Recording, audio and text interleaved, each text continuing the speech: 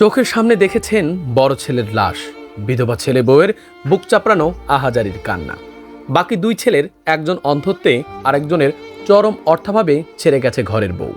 এ যেন সিনেমার গল্পকেও হার মানায় কুড়িগ্রামের উলিপুর উপজেলার হাতিয়া ইউনিয়নের পুরাতন অনন্তপুর নিবাসী ৭০ বছর বয়সী বিধবা জানোয়ারা বেগমের জীবন কাহিনীকে। বৃদ্ধ বয়সে এসে বহুবিধ বার্ধক্যজনিত শারীরিক জটিলতায় ভুগছেন তিনি। চোখ হয়ে গেছে অনেকটা অন্ধদেরই মতো। এছাড়াও চলাফেরা, গোসল কিংবা ব্যক্তিগত প্রয়োজনীয় কোনো কাজে নিতে হয় আরেকজনের সহযোগিতা। একসময়ের বিত্তশালীদের তালিকায় থাকা জানোয়ারা বেগমের এই পরিবারটি এখন উপন্যাসের কোনো গল্পের ন্যায় নিঃশেষ প্রায়। চক্ষু লজ্জায় চাওয়া হয় না কারো কাছে কোনো সহযোগিতা। আবার এদিকে ক্ষুধার জ্বালাও সহ্য করে থাকা বড় কঠিন।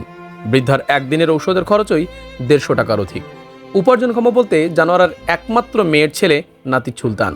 তিনি চট্টগ্রামে দর্জি পেশার সাথে যুক্ত দীর্ঘদিন। নিজের ছেলে, মেয়ে, বাবা মার সংসারের পাশাপাশি অসহায় নানির ঔষধের খরচ জোগাতে হিমশিম খেয়ে যাচ্ছেন তিনিও। এ যেন জীবন্ত দেহের নিবৃত্তি কেঁদে যাওয়া অশ্রুসিক্ত এক বোবা কান্না। জানোয়ারা বেগমের থাকা শেষ চিহ্ন বসতবাড়ির জায়গাটুকু সর্বশেষ অধিগ্রহণ করে পানি উন্নয়ন বোর্ডের ব্রহ্মপুত্রের তীরে বেড়িবাঁধ প্রকল্প। সেখানে এক দাগে ২৬% জমি আছে তার। শতক প্রতি ৬৩,৫০০ টাকা করে দেওয়ার কথা থাকলেও গত ২ বছর ধরে ডিসি অফিসে শতবার ধর্ণা দিলেও মেলেনি কোনো কানাকড়ি কিংবা আশ্বাস। শেষ চিহ্নটুকু হারিয়ে বলতে গেলে এখন সর্বশান্ত হবার প্রায় জানোয়ারা বেগম ও তার পরিবার। জানেন না কেমনে চলবে তার ঔষধের খরচ কিংবা সারাদিনের রোজা শেষে ইফতারের খাবার। গোটা পরিবারের উপার্জনক্ষম একমাত্র মেয়ের ছেলে নাতি সুলতান বলছেন, কমপক্ষে তাদের থেকে পানি উন্নয়ন বোর্ডের অধিগ্রহণকৃত জমির মূল্যটুকু পেলেও অন্তত নিয়মিত ঔষধের খরচ চলবে জানোয়ারার। আমাদের এই জায়গাটা পানি উন্নয়ন বোর্ড নিলেও টাকা দেওয়ার কথা বলেই জায়গাটা নিচে আমাদের কাছ থেকে। আমাদের কোনো টাকা দেখি দ্বিতীয় বসে গেলে টাকার জন্য গেলে ওরা চোরের মতো আচরণ করে।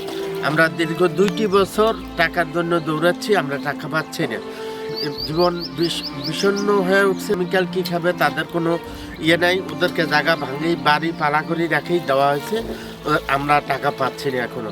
আমরা টাকা পাই কিভাবে, সেই সহযোগিতাটা যেন আমাদেরকে করে। এছাড়াও সমাজের বিত্তবানরা এগিয়ে এলে মৃত্যুর আগ পর্যন্ত অন্তত দুবেলা দুমুঠো ডাল ভাত খেয়ে নিশ্চিন্তে বেঁচে থাকতে পারবেন সর্বশান্ত এই পরিবারটি।